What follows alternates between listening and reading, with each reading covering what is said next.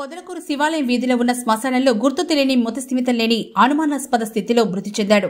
తల మీద కోసినట్లు ఉండడంతో అనుమానాస్పద మృతిగా భావిస్తున్నారు.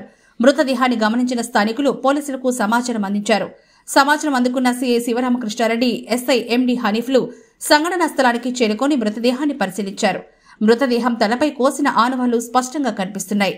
పోలీసులు కేసు నమోదు చేసుకుని దర్యాప్తు చేస్తున్నారు.